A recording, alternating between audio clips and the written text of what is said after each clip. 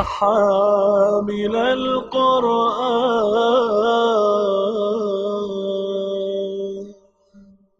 اعوذ باللہ من الشیطان الرجیم. بسم اللہ الرحمن الرحیم. یا ایہا الذین آمنوا کتب علیکم الصیام کما کتب علی الذین من قبلکم لعلکم تتقون.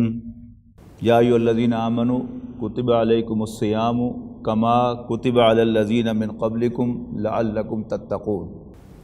صام یصوم صومن یا سیامن، یہ دو مصدر ہیں اس کے. روزہ رکھنا، یہ لفظ قدیم عربی زبان میں گھوڑوں کی ایک خاص ریاضت کے لیے استعمال ہوتا تھا، جس میں گھوڑے کو ینگ ایج سے دھوپ میں کھڑا رکھا جاتا تھا، بھوکا اور پیاسا، اس لیے کہ یہ سواری کے دونوں جانور اونٹ اور گھوڑا ایک دوسرے کا الٹ ہیں. اونٹ رف اینڈ ٹف اینیمل ہے. کسی بھی جگہ ریت ہو، پتھریلی زمین ہو یا کوئی سولنگ ہو، پتھر ہو، اس پر یہ چل سکتا ہے. اللہ تعالیٰ نے اس کے پاؤں میں ایک ایسا گدا رکھا ہے کہ جو نہ ہموار جگہ پر پھسلتا ہے، نہ ریت میں دھنستا ہے، اور نہ وہ پتھریلی زمین پر زخمی ہوتا ہے. لیکن ایک تو اس کی رفتار بڑی کم ہے، لہذا وہ جنگ کے قابل نہیں ہے. گھوڑا اس کے مقابلے میں تیز رفتار جانور ہے، لیکن یہ بڑا نخریلا اور نازک جانور ہے. یہ بہت زیادہ ٹہل سیوا مانگتا ہے. اپنے وقت پر چوکر، اپنے وقت پر وہ کھجلی کرواتا ہے اپنے مالک سے، وقت پر پانی پیتا ہے.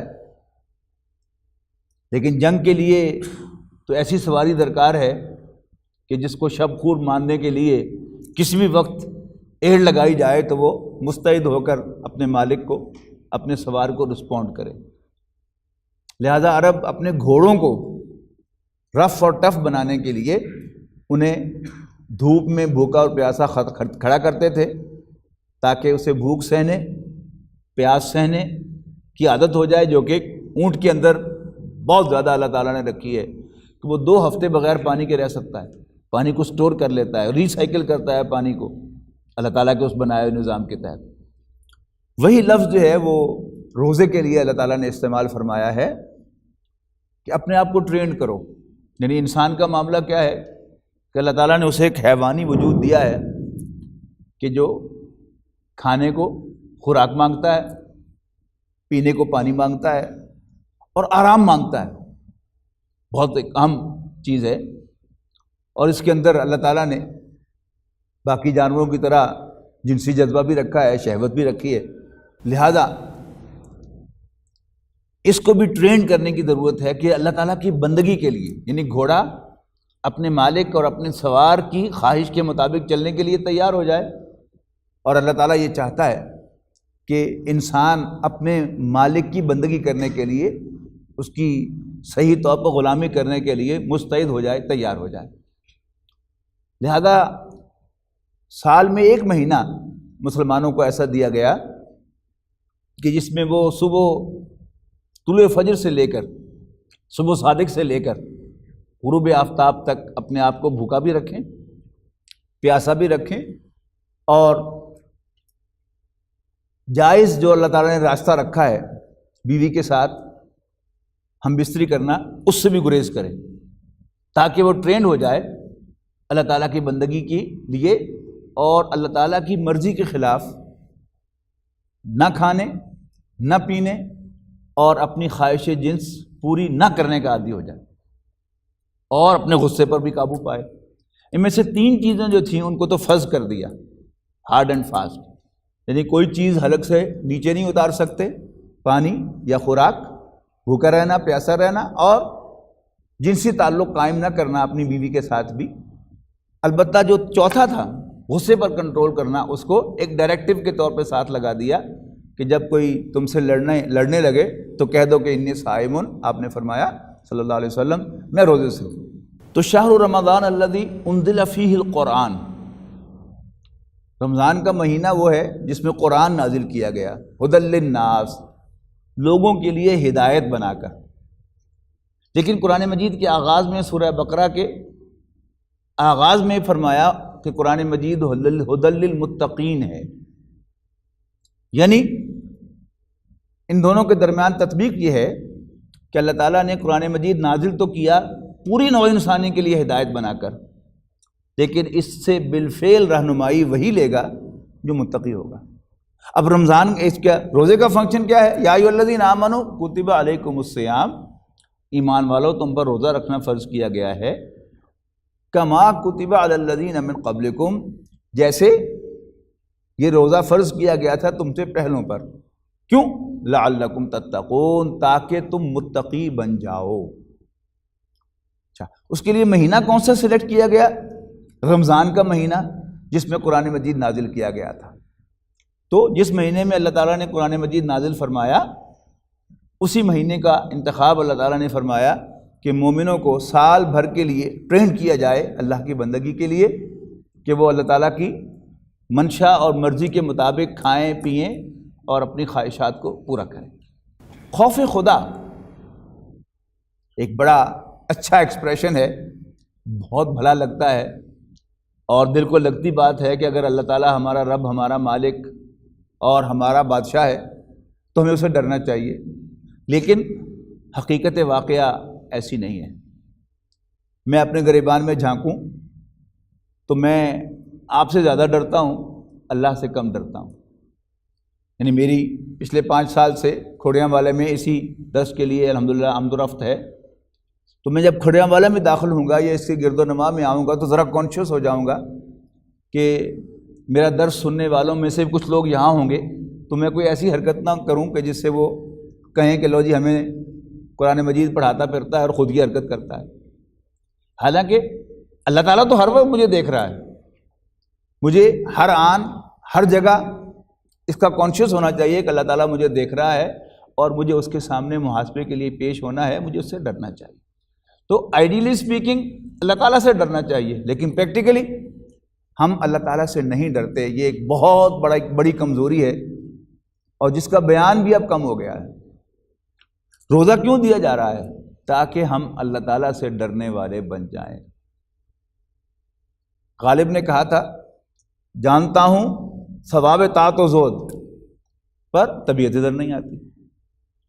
اب انسان کو اللہ تعالیٰ کی بندگی کے لیے مائل کرنے کے لیے، انسان کی طبیعت کو اللہ تعالیٰ کی بندگی کی طرف راغب کرنے کے لیے اللہ تعالیٰ نے ہمیں یہ عظیم عبادت عطا فرمائی ہے۔ ایک تحفہ ہے جو اللہ تعالیٰ نے دیا ہے کہ تم سال کے 12 مہینوں میں سے 1 مہینہ اس ریاضت میں سے گزرو، اپنے آپ کو ٹرین کرو تاکہ تم اللہ تعالیٰ کی بندگی بھی کر سکو اور تمہارے دلوں میں خوف خدا پیدا ہو اور تم اللہ تعالیٰ کی نازل کردہ رہنمائی سے فائدہ اٹھانے لگو۔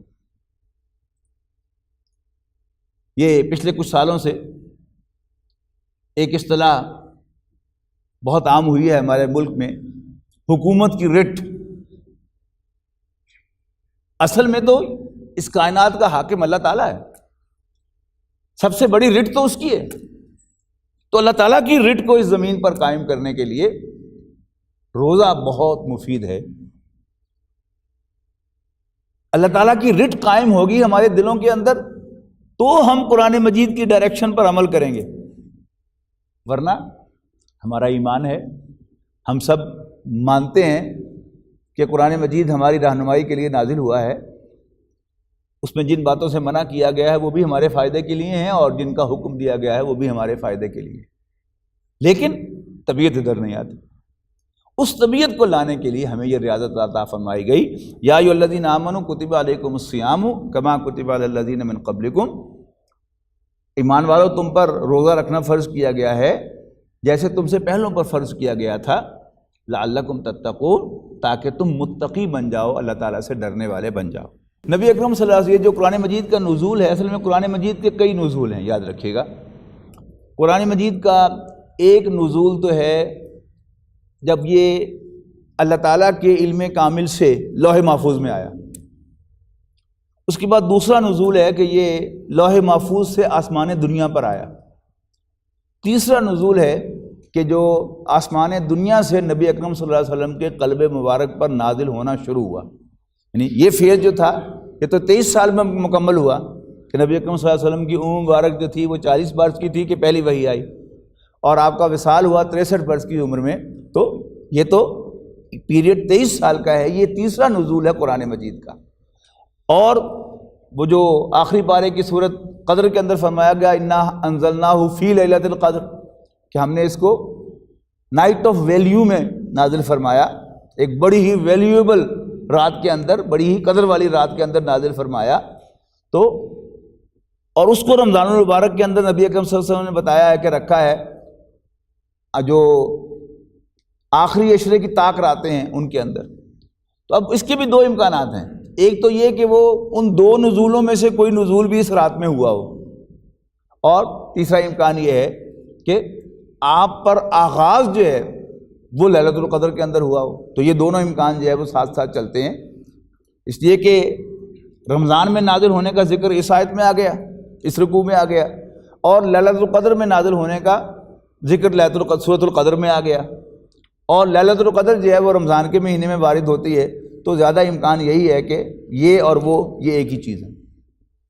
تو فرمایا ایام معدودات، گنتی کے چند دن تو ہیں، یعنی یہ روزہ رکھنا جو ہے یہ گنتی کے چند دنوں کے لیے ہے۔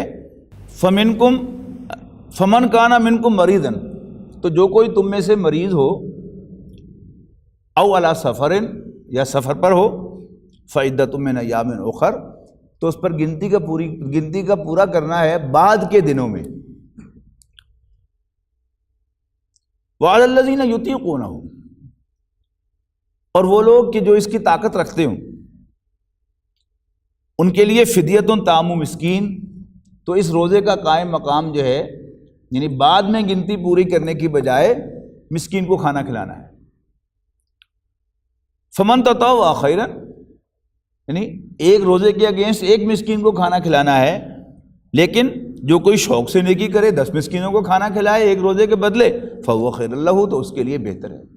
لیکن آگے وضاحت فرما دی وان تصوموا خیر لکم، لیکن اگر تم روزہ رکھو گے تو وہ تمہارے لیے بہتر ہوگا، ان کنتم تعلمون، اگر تم سمجھو، اگر تم جانو۔ اچھا، یہ ابتدائی حکم تھا روزے کا کہ جس میں 3 پروویژنز تھی۔ نمبر 1، اگر تم بیمار ہو یا مسافر ہو تو بعد کے دنوں میں گنتی کو پورا کرو۔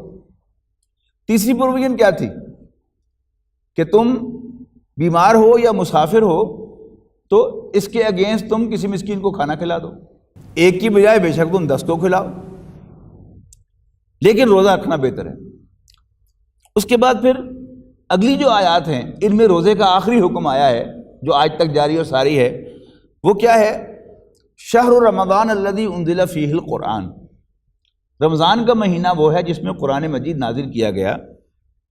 کون سا قرآن؟ ہدی للناس، لوگوں کے لیے ہدایت بنا کر۔ قرآن مجید نے اپنا تعارف جو کروایا ہے وہ بطور رہنما کرایا ہے، بطور ڈائریکشن کروایا ہے کہ یہ راستہ دکھاتا ہے۔ راستہ دیکھنا ہوتا کیا ہے؟ فرض کیجئے رات کا وقت ہو اور کسی وجہ سے بریک ڈاؤن ہو جائے بجلی کا، بالکل اندھیرا ہو جائے، تو میرے لیے بغیر کسی چیز سے ٹکرائے باہر تک جانا ممکن نہیں ہوگا، یا میں ٹکراؤں گا، یا کیمرے سے ٹکراؤں گا، یا اس دیوار سے ٹکراؤں گا، لیکن جو ہی روشنی ہوگی تو مجھے راستہ نظر آنا شروع ہو جائے گا۔ یہ زندگی جو ہے یہ بڑی کمپلیکیٹڈ زندگی ہے۔ ہم میں سے ہر شخص اپنے آپ کا جائزہ لے کہ اسے ایک دن میں کتنے فیصلے کرنے ہوتے ہیں۔ میں نے آپ سے کیسے ڈیل کرنا ہے، آپ کے ساتھ کیا معاملہ کرنا ہے، آپ کے ساتھ کیا کرنا ہے، پھر یہ کہ میں نے بال بچوں کے ساتھ، اہل ولیال کے ساتھ بھی میرا تعلق ہے، ان کا میں نے یہ کام بھی کرنا ہے، وہ بھی کرنا ہے، وہ بھی کرنا ہے، پھر اور اس شہر میں کتنے تعلقات ہیں، جن کے ساتھ میں نے کچھ نہ کچھ معاملہ کرنا ہوتا ہے، پھر عزیز و اقارب پورے ملک میں پوری دنیا میں پھیلے ہوئے ہیں، ان کے ساتھ کرنا ہوتا ہے، پھر میرا کاروبار ہے، میری معاش ہے جس میں مجھے کام کرنا ہوتا ہے، اور ہر معاملے میں مجھے ڈیسائیڈ کرنا پڑتا ہے کہ یہ یا یہ۔ اب جب تک میرے پاس ڈائریکشن نہ ہو تو پھر کیا ہے، میں ہر جگہ سٹک ہو کر بیٹھ جاؤں گا، اور ہر جگہ اگر میں اپنا ذہن استعمال کروں گا تو میرا ذہن معوف ہو جائے گا، اور میں اپنے آپ کو جذبات کے حوالے کر دوں گا تو بھی مارا جاؤں گا۔ اگر کوئی ڈائریکشن ہو آپ کے پاس تو پھر آپ کے لیے زندگی بڑی آسان ہو جاتی ہے۔ قرآن مجید کو اپنا رہنما بنا لوں میں تو پھر کیا ہے، میرے لیے زندگی بڑی آسان ہے۔ جو اللہ تعالیٰ کہہ رہا ہے میں کرتا چلا جاؤں، اور جس چیز سے اللہ تعالیٰ مجھے روک رہا ہے اس سے باز رہوں۔ اللہ تعالیٰ نے مجھے جو لائن آف ڈائریکشن دی ہے میں اس کو فالو کروں، لہٰذا ہر چھوٹے چھوٹے مسئلے پر، ہر چھوٹی سے چھوٹی بات پر مجھے غور و فکر نہیں کرنا پڑتا، اور میری زندگی رواں دواں رہتی ہے۔ تو یہ قرآن مجید کیا ہے، یہ اللہ تعالیٰ کی طرف سے روشنی ہے جو اللہ تعالیٰ انسانوں کو پرووائڈ کرتا ہے کہ اس روشنی میں چلتے چلے جاؤ، چلتے چلے جاؤ۔ تو شہر رمضان الذی انزل فیہ القرآن ھدی للناس، رمضان کا مہینہ وہ ہے جس میں قرآن مجید نازل کیا گیا لوگوں کے لیے ہدایت بنا کر، وبینات من الہدی والفرقان، اور ہدایت اور حق و باطل کے فرق کے کھلے امتیازات کے ساتھ، ہدایت اور حق و باطل کے امتیازات کی کھلی نشانیوں کے ساتھ۔ فمن شہد منکم الشہر ولیصم، اب پھر وہی حکم جو پہلے آیا تھا اس رکوع کی دوسری آیت میں، اب وہ ریپیٹ ہو رہا ہے ود این امینڈمنٹ۔ وہ امینڈمنٹ کیا ہے؟ فمن شہد منکم الشہر فلیصم،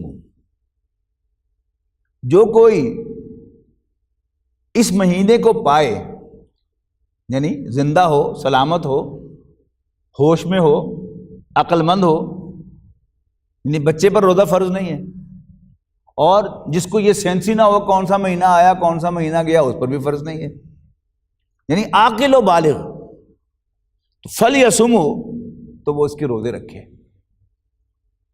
اس مہینے میں موجود اسے مراد کیا ہے کہ یوں ہی چاند کا نظر آئے اس کو اس حالت میں کہ جو فرضیت کی حالت ہے، فلیصم، تو اس کے روزے رکھے۔ ومن کان مریضا او علی سفر، تو جو کوئی مریض ہو یا حالت سفر میں ہو، فعدۃ من ایام اخر، تو اس کے ذمے گنتی کا پورا کرنا ہے بعد کے دنوں میں۔ اچھا، اس کے بعد جو تیسری رعایت تھی وہاں پر اس کو ختم کر دیا گیا، لیکن اس کو نبی اکرم صلی اللہ علیہ وسلم نے جاری فرمایا کہ ایسا مریض کہ جس کے صحت مند ہونے کی امید نہ ہو، اس کے لیے نبی اکرم صلی اللہ علیہ وسلم نے وہ پروویژن رکھ دی کہ وہ ایک مسکین کو کھانا کھلا کر اس روزے کا فدیہ دے سکتا ہے۔ اگرچہ قاعدہ کیا ہے کہ اگر وہ اس کے بعد صحت مند ہو جائے تو پھر اسے دوبارہ روزے رکھنے چاہیے اف پاسبل۔ ظاہر بات ہے کہ ایک شخص جو ہے وہ مسلسل کئی سال تک بیمار رہا تو ہر سال اس کے ذمے 30 روزے آتے رہیں، اور پھر تھیوریٹیکلی تو ممکن ہے، لیکن ایک کمزور آدمی، بیمار آدمی، وہ 200-300 روزے تو نہیں رکھ سکتا، اس لیے کہ 30 کرتے کرتے یعنی 6 سال میں تو تقریباً 250 روزے اس کے ذمے ہو جائیں گے، تو یہ پریکٹیکلی ممکن نہیں ہے۔ لیکن اگر بہرحال تھیوریٹیکلی اسپیکنگ کوئی امکان ہو اس بات کا تو پھر اسے روزے رکھنے چاہیے، بہتر یہی ہے۔ یرید اللہ بکم اليسر، یعنی اللہ تعالیٰ نے روزہ جو فرض کیا ہے تو یہ ہمیں کوئی سزا دینے کے لیے نہیں کیا، اللہ تعالیٰ تمہارے ساتھ آسانی چاہتا ہے۔ جیسا کہ میں ابتدا میں عرض کر چکا ہوں کہ روزہ جو ہے یہ اللہ تعالیٰ نے ہمیں آسانی فیسیلیٹیٹ کرنے کے لیے کیا ہے کہ ہم قرآن مجید سے رہنمائی حاصل کرنے کے لیے پری کوالیفائی کرتے ہیں۔ قرآن مجید سے رہنمائی کی پری کوالیفیکیشن کیا ہے؟ تقویٰ، اور روزے سے کیا پیدا ہوتا ہے؟ تقویٰ۔ تو یہ اس میں ہمارا فائدہ ہے، لیکن بہرحال اپیرنٹلی محسوس ہوتا ہے کہ بڑی سختی ہے، خاص طور پر گرمیوں کے دنوں میں روزہ جو ہے یہ آسان کام ہرگز نہیں ہے، اللہ تعالیٰ ہی ہمت دیتا ہے کہ ہم روزے رکھ سکتے ہیں، ورنہ عام دنوں میں آپ نوٹ کیجئے گا کہ آپ اس گرمی کے موسم میں 1-2 گھنٹے کے بعد پانی کا ایک گلاس پینے کی حاجت محسوس کرتے ہیں، لیکن بہرحال اللہ تعالیٰ ہمت دیتا ہے کہ ہم 16 گھنٹے روزہ رکھ لیتے ہیں، ٹھیک ہے نا؟ تو یہ بھوکا رہنا، پیاسا رہنا ایک سختی معلوم ہوتی ہے، لیکن اگر انسان یہ محسوس کرے کہ یہ سختی میرے لیے ہے تو پھر مشکل نہیں، پھر اللہ تعالیٰ آسانیاں بھی پیدا کر رہا ہے، مریض کو آسانی، مسافر کو آسانی، اس پر کہا جا رہا ہے یرید اللہ بکم اليسر، اللہ تعالیٰ تمہارے ساتھ آسانی چاہتا ہے، ولا یرید بکم العسر، اور تمہارے ساتھ تنگی نہیں چاہتا، تمہیں مشکل میں نہیں ڈالنا چاہتا، یرید اللہ بکم اليسر ولا یرید بکم العسر ولتکملوا العدۃ ولتکبروا اللہ علی ما ہداکم، اس لیے کہ تم گنتی کو پورا کر لو اور اللہ کو بڑا کرو، وَلِتُكَبِّرُ اللَّهَ، کبر یکبر تکبیراً کے معنی بڑا کرنا، صغر یصغر تصغیراً کے معنی چھوٹا کرنا۔ اللہ کو بڑا کرنا کیا معنی ہے اس کی؟ اللہ تعالیٰ کو بڑا ثابت کرنا۔ آج ہمارے ملک میں کس کی چلتی ہے؟ وزیر اعظم صاحب کی چلتی ہے۔ دنیا میں کس کا رول ہے؟ امریکہ کا رول ہے۔ اللہ کا رول تو کہیں نہیں ہے۔ اللہ تعالیٰ کو بڑا کرنا یعنی اللہ تعالیٰ کی حکمرانی، اللہ تعالیٰ کی رٹ کو اس زمین پر قائم کرنا، کہ اس زمین کا مالک، اس زمین کا اصل رولر اللہ تعالیٰ ہے، لہذا یہاں پر اسی کی حکمرانی قائم ہونی چاہیے، اس کی کوشش کرنا۔ اگلے ہی رکوع میں آیت نمبر 190 سے قتال کا حکم شروع ہو گیا، اور قتال کے حکم کا مقصد کیا تھا؟ اللہ تعالیٰ کی کبریائی کو قائم کرنا۔ وَقَاتِلُوهُمْ، آگے جا کے ان آیات میں آئے گا، وَقَاتِلُوهُمْ، اور ان سے لڑتے رہنا، حَتَّى لَا تَكُونَ فِتْنَةٌ، یہاں تک کہ فتنہ فرو ہو جائے، ختم ہو جائے، اللہ تعالیٰ کی حکمرانی کو چیلنج کرنا ختم ہو جائے، وَيَكُونَ الدِّينُ لِلَّهِ، اور نظام حکومت، طرز زندگی، دین سارا کا سارا اللہ کا ہو جائے۔ تو یہ ہے اللہ تعالیٰ کی کبریائی کو قائم کرنا۔ وَلِتُكَبِّرُ اللَّهَ، واپس چلیں، وَلِتُكَبِّرُ اللَّهَ عَلَى مَا هَدَاكُمْ، اور اس لیے کہ تم اللہ کو بڑا کرو اس پر کہ اس نے تمہیں ہدایت بخشی ہے۔ تو اللہ تعالیٰ کی حکمرانی کو قائم کرنے کی جد و جہد کیا ہے؟ یہ شکرانہ ہے قرآن مجید کے نزول کا۔ اے اللہ، تو نے ہمیں ڈائریکشن دی ہے، ہمیں رہنمائی دی ہے، ہمیں سے ہر شخص جو ہے اس کا پرسنلی ایک مشاہدہ کرے، یعنی ہم سب لوگ جو ہیں وہ ہمیں سے کوئی نہ فرشتہ ہے اور نہ ہی معاذ اللہ وہ نبی ہے، ہم کیا ہیں؟ عام انسان ہیں، ہم دین سے پھرتے بھی ہیں، دین کی طرف واپس آتے بھی ہیں، ہم اللہ تعالیٰ کی نافرمانی کا ارتکاب بھی کر بیٹھتے ہیں، اور پھر اللہ تعالیٰ ہمیں اپنی مہربانی سے واپس اپنی طرف کھینچتا بھی ہے۔ تو اگر ہمیں سے ہر شخص جائزہ لے کہ جب وہ قرآن مجید کی طرف مائل نہیں ہوا تھا اس وقت اس کی کیفیت کیا تھی، اور قرآن مجید کی طرف مائل ہونے کے بعد اس کی کیفیت کیا ہے، تو پھر یہ محسوس کرے گا کہ واقعی اس کے دل سے شکرانے کے جذبات نکلیں گے کہ اللہ تیرا شکر ہے کہ تو نے ہمیں ہدایت بخشی ہے۔ اللہ تعالیٰ کا شکر تو شیخ سعدی نے فرمایا کہ ایک سانس پر بھی اللہ تعالیٰ کے 2 شکر ہم پر واجب ہیں۔ ایک، جب ہم نے تازہ ہوا اندر لی، اس سے بینیفٹ لیا، اور دوسرا سانس باہر نکالی تو جو مضر گیسز تھی ہم نے ان کو نکال دیا، اور اس کے لیے اللہ تعالیٰ نے کیا کیا بندوبست کیے ہیں۔ یہ سسٹم جو ہمارے اندر بنایا ہے اللہ تعالیٰ نے، تنفس کا، سانس لینے کا، پھر خون کا سسٹم کہ ریڈ سیلز جو ہیں وہ آکسیجن لے کر باقاعدہ جو ہیں وہ ایک سیل تک جاتے ہیں اور پھر واپس وہاں سے کاربن ڈائی آکسائڈ لے کے آتے ہیں۔ اس پر اللہ کا شکر نہیں؟ اللہ تعالیٰ نے ہمیں ہاتھ دیے، اس پر شکر۔ اللہ تعالیٰ نے ہمیں کان دیے سننے کو، اس پر شکر۔ اللہ تعالیٰ نے سونگھنے کو ناک دی، اس کا شکر۔ چکھنے کو، بولنے کو زبان دی، اس پر شکر۔ سوچنے کو دماغ دیا، اس پر شکر۔ چلنے کو پاؤں دیے، اس پر شکر۔ اور ایک ہمارے لقمے کو ہضم کرنے کے لیے اللہ تعالیٰ نے ہمارے جسم میں کتنی سیکریشنز بنائی ہیں۔ آپ پڑھیں فزیولوجی، بایو کیمسٹری پڑھیں تو آپ کو اندازہ ہوگا۔ تو ہر چیز پر اللہ کا شکر ہے۔ پھر اللہ تعالیٰ نے ہمیں دنیاوی نعمتوں سے نوازا ہے، اور ہم میں سے اکثر کو اللہ تعالیٰ نے صاحب اولاد بنایا ہے۔ ہم میں سے اکثر لوگ جو ہیں اللہ کے فضل و کرم سے پیٹ بھر کے کھانا کھا کے سوتے ہیں، کبھی بھوکے نہیں سوئے، ان سب پر اللہ کا شکر ہے۔ لیکن دنیا کے تمام سرمائے اگر ان میں گائیڈنس کا عنصر، ڈائریکشن کا عنصر شامل نہ ہو تو وہ کیا ہے؟ وہ انسان کے لیے مصیبت ہے۔ مال انسان کے پاس ہو، بے تحاشا ہو، لیکن ڈائریکشن نہ ہو، ہدایت نہ ہو تو کیا کرے گا انسان؟ اس مال سے دوسروں پر دھونس جمائے گا، ظلم کرے گا، زیادتی کرے گا۔ اسی طرح انسان کے پاس جسم و جان کی طاقت ہو لیکن گائیڈنس نہ ہو تو کیا کرے گا؟ اس طاقت کا غلط استعمال کرے گا۔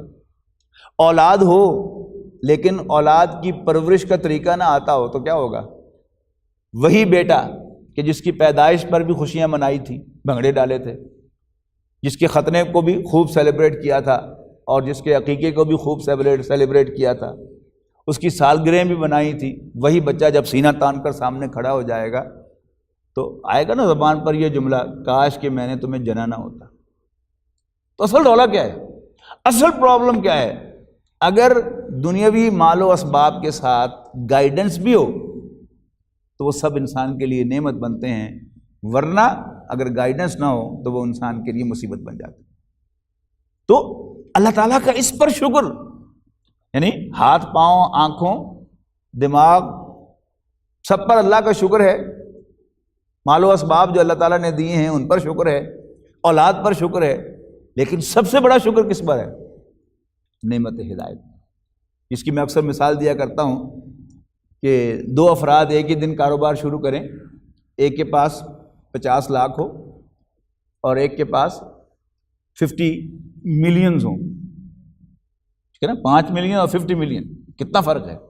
لیکن جس کے پاس 5 ملین ہو اسے کاروبار کا ڈھنگ آتا ہو، اور جس کے پاس 50 ملین ہو اسے کاروبار کا ڈھنگ نہ آتا ہو، تو زیادہ امکان کیا ہے کہ چند سال نہیں تو چند مہینوں ہی کے اندر، یا چند مہینوں میں نہیں تو چند سالوں میں وہ 50 ملین والا کنگال آپ کو نظر آ سکتا ہے، اور وہ 5 ملین والا وہ اپنے سرمایہ کو 50 ملینز تک بڑھا چکا نظر آتا ہے۔ اصل چیز کیا ہوئی؟ سرمایہ نہیں، نو ہاؤ ہے۔ نو ہاؤ ہی کا ایک دوسرا نام جو ہے وہ گائیڈنس ہے۔ اگر ڈائریکشن ہو، ڈھنگ آتا ہو، نو ہاؤ ہو تو انسان دنیا کی تمام جو بھی نعمتیں ہیں ان کو واقعتاً اپنے لیے مفید بنا لیتا ہے، اور اگر نو ہاؤ نہ ہو تو دنیا کی تمام نعمتیں انسان کے لیے مصیبت کا باعث بن سکتی ہیں۔ تو ہدایت پر اللہ کا شکر، اور وہ کیسے ہے؟ اللہ تعالیٰ کو بڑا کر کے، اللہ تعالیٰ کے لیے، اللہ تعالیٰ کے دین کی، اس کے حکم کی سربلندی کے لیے، لتکون کلمۃ اللہ العلیٰ، تاکہ اللہ کا کلمہ، اللہ تعالیٰ کا حکم سب سے اونچا ہو جائے، اس کے لیے جد و جہد کرنا۔ تو اس کی بھی ایک تیاری کیا ہے؟ یہ رمضان کے روزے ہیں۔ تو وَلِتُكَبِّرُوا اللَّهَ عَلَىٰ مَا هَدَاكُمْ، تاکہ تم اللہ کو بڑا کرو اس پر کہ اس نے تمہیں ہدایت بخشی ہے، قرآن مجید عطا کیا ہے، وَلَعَلَّكُمْ تَشْكُرُونَ، اور اس لیے کہ تم شکر گزار بن سکو۔ اس کے بعد فرمایا وَإِذَا سَأَلَكَ عِبَادِي عَنِّي۔ آپ اکثر سنتے ہیں اور تجربہ بھی ہے آقا کہ رمضان میں دعائیں قبول ہوتی ہیں۔ اب اس کا ذکر آ رہا ہے، جب میرے بندے آپ سے میرے بارے میں پوچھیں فَإِنِّي قریب، تو آپ بتا دیجئے کہ میں بہت قریب ہوں۔ اجیب دعوت الداعی اذا دعان، جب بھی کوئی پکارنے والا مجھے پکارتا ہے تو میں اس کی دعا کو قبول کرتا ہوں، رسپونڈ کرتا ہوں۔ فَلْيَسْتَجِيبُوا لِي، انہیں بھی چاہیے کہ وہ میرا ہی کہنا مانیں، وہ میری کال کو رسپونڈ کریں، وَلْيُؤْمِنُوا بِي، اور مجھ پر یقین رکھیں۔ بے یقینی کے ساتھ دعا جو ہے اس سے کوئی معنی نہیں ہوتا۔ آپ کے پاس کوئی شخص آئے کسی کام سے اور اس کے لب و لہجے سے محسوس ہو کہ وہ یہ سمجھتا ہے کہ آپ اس کام کے اہل نہیں ہیں، آپ ہوں گے بھی صحیح تو آپ دلچسپی نہیں لیں گے۔ اللہ تعالیٰ سے مانگتے ہوئے اللہ تعالیٰ پر یقین ایک بہت امپورٹنٹ فیکٹر ہے کہ میں اللہ تعالیٰ سے مانگ رہا ہوں تو مجھے یقین ہو کہ اللہ تعالیٰ میرا یہ کام کرنے پر قادر ہے۔ ایسا نہیں ہے کہ مائل بھی ہو جائے، میری مدد کرنا بھی چاہے تو میری کوئی مدد نہیں کر سکے گا۔ تو یقین اللہ تعالیٰ پر یہ بہت ضروری ہے کہ ہر کام کا کرنے والا اللہ تعالیٰ ہے، اللہ تعالیٰ کی قدرت ان لمیٹڈ ہے، اللہ تعالیٰ کا علم ان لمیٹڈ ہے، اس کی ریسورسز ان لمیٹڈ ہیں۔ اور جو اکثر میں کہا کرتا ہوں کہ میں نے آپ کے پیسے دینے ہوں، میں آپ سے وعدہ کروں کہ میں آپ کو جمعے کو لوٹا دوں گا، میرے ذہن میں کیا ہوتا ہے کہ مجھے ادھر سے پیمنٹ آئے گی تو میں آپ کو کر دوں گا، لیکن اگر مجھے پیمنٹ نہیں آئے گی تو میں سارے خلوص کے باوجود آپ کی پیمنٹ نہیں کر سکوں گا۔ اللہ تعالیٰ نے کہیں سے لے کر نہیں دینی، اسے سمپلی یس کہنا ہے، آرڈر پاس کرنا ہے تو کام ہو جائے گا۔ تو اس بات پر یقین کے ساتھ ہمیں اللہ تعالیٰ سے مانگنا چاہیے، اور اس بات کا یقین کہ اللہ تو ہی میرا مالک ہے، لہذا میں تجھ سے تیرے سامنے ہاتھ پھیلا رہا ہوں۔ مانگنا چاہیے انسان کو اللہ تعالیٰ سے یقین کے ساتھ، جتنا یقین ہوگا اتنا ہی انشاءاللہ ہمیں رسپانس بھی ملے گا۔ تو فَلْيَسْتَجِيبُوا لِي، بس انہیں بھی چاہیے کہ میرا کہنا مانیں۔ نبی اکرم صلی اللہ علیہ وسلم نے فرمایا کہ ایک شخص کا نقشہ کھینچا کہ جو بہت دور دراز سے آیا ہے، اس کے کپڑے غبار آلود ہیں، بال بکھرے ہوئے ہیں، اور اس حدیث میں بین السطور یہ نظر آتا ہے کہ وہ خانہ کعبہ کے سامنے کھڑا ہو کر اللہ تعالیٰ کے سامنے ہاتھ یا رب یا رب کہہ رہا ہے۔ تو حضور صلی اللہ علیہ وسلم فرماتے ہیں کہ انا یستجاب لہ، اس کی دعا کیسے قبول کی جائے گی؟ وَمَطْعَمُهُ حرام، اس نے جو کچھ کھایا ہے وہ حرام ہے، مشربہ حرام، جو پیا ہے وہ حرام ہے، وَمَلْبَسُهُ حرام، اور اس کے کپڑے حرام مال سے بنے ہیں، وَغُذِيَ بِالْحَرَام، یہاں تک کہ اس کا گوشت پوست بھی حرام مال سے بنا ہے۔ انا یستجاب لہ، اللہ تعالیٰ بھلا اس کی دعا کیسے سنے گا؟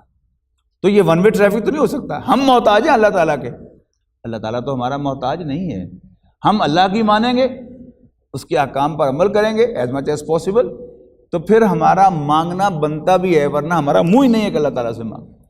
ایک طرف اللہ تعالیٰ کی بغاوت کر رہے ہوں، اللہ تعالیٰ کی نافرمانی کر رہے ہوں، دوسرا اللہ تعالیٰ سے مانگ رہے ہوں، یہ دونوں باتیں جو ہیں یہ میچ نہیں کرتی۔ اس کا یہ مطلب ہی نہیں ہے کہ انسان اس بات کا انتظار ہی کرتا رہے کہ میں 100% پاک صاف نیک بن جاؤں گا پھر اللہ سے مانگوں گا، نہیں۔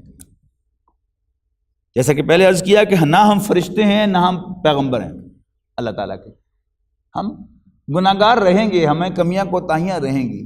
ایک طرف اللہ تعالیٰ کی ماننے کی ایفرٹ ہوتی رہے، اور دوسری طرف اللہ تعالیٰ سے ہم مانگتے رہیں، تو پھر اٹس آل رائٹ۔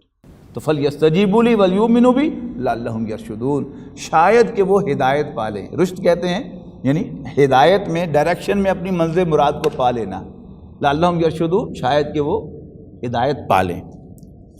اس کے بعد کچھ احکام ہیں یعنی رمضان کی راتوں کے، ان کو بیان کرنے کے بعد پھر اس رکوع کی آخری آیت جو ہے وہ خالص مالی معاملات سے متعلق ہے، یعنی یوں سمجھیے کہ یہ روزے کا ٹیسٹ ہے کہ روزے نے ہمارے اندر خوف خدا پیدا کیا کہ نہیں کیا، ہمارے دلوں میں تقوی پیدا ہوا کہ نہیں ہوا۔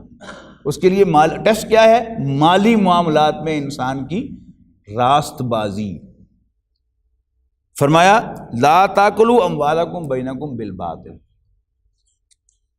مت کھاؤ ایک دوسرے کا مال باطل طریقے سے، باطل حق کا الٹ ہے، تو ترجمہ کیا ہوگا؟ تم ایک دوسرے کا مال نا حق نہ کھاؤ،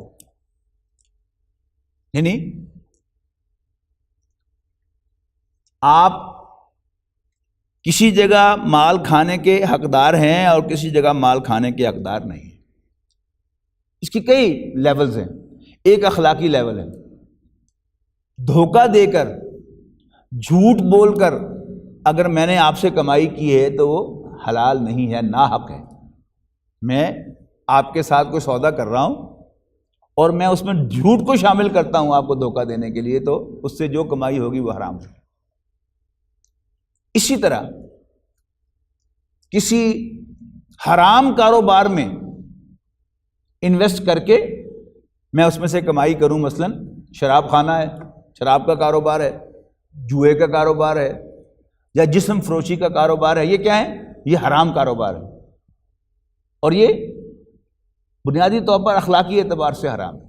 پھر جو دین کی طرف سے حرام ہے، دین کی طرف سے حرام، اس میں یہ جوا آ جائے گا، یہ دین کی طرف سے حرام ہے، اخلاقی طور پر حرام نہیں ہے۔ جھوٹ بولنا، چیٹ کرنا، دوسرے پر زیادتی کرنا، یہ کیا ہے؟ یہ اخلاقی طور پر حرام ہے۔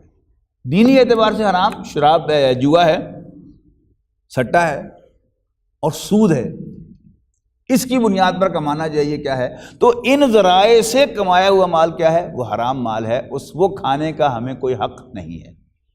لا تاکلوا اموالکم بینکم بالباطل، مت کھاؤ، ولا تاکلوا اموالکم بینکم بالباطل، اور مت کھاؤ ایک دوسرے کا مال ناحق، وتدلوا بہا الی الحکام، اور نہ ہی پہنچاؤ اس کو حاکموں تک۔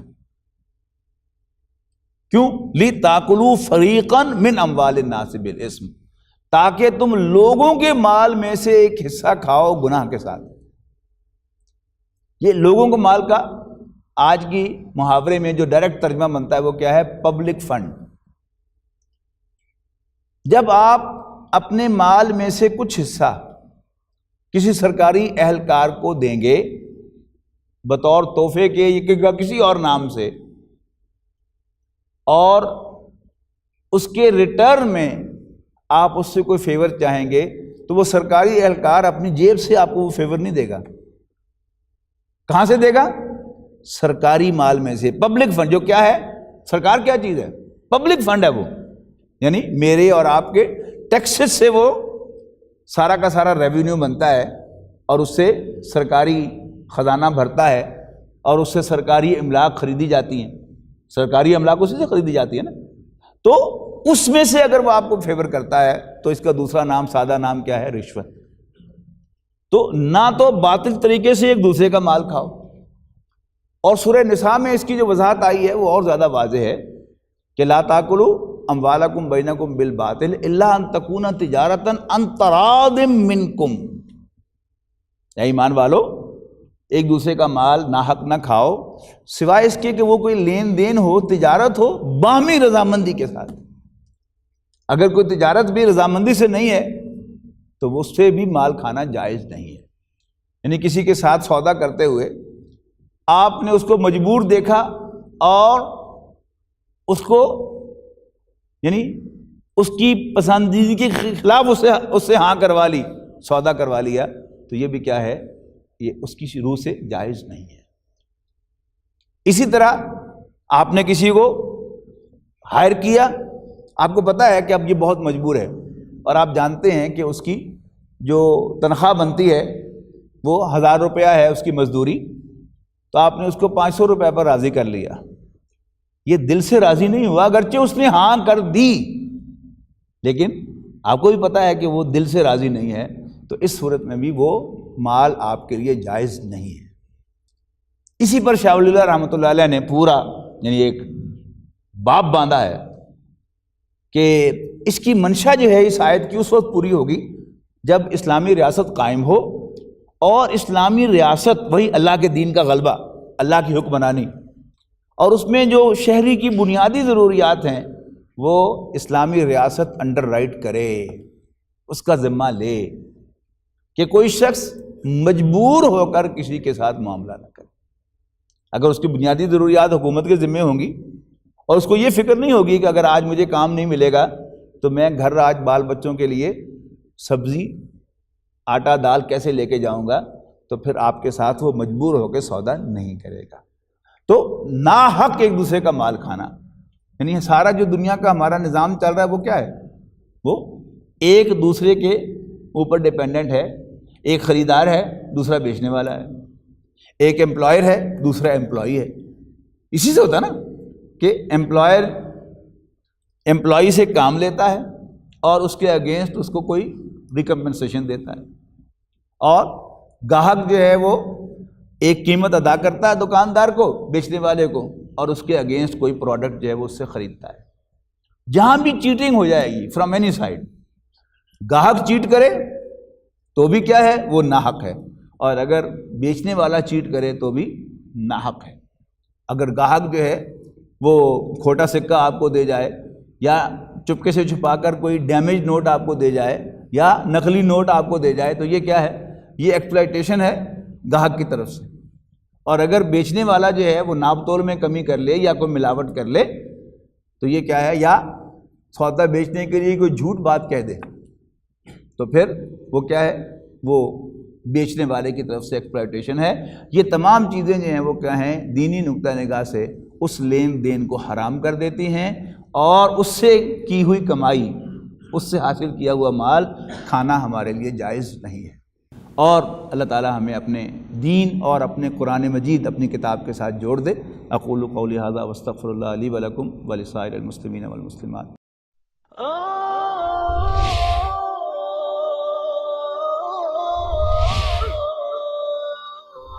يا حامل القرآن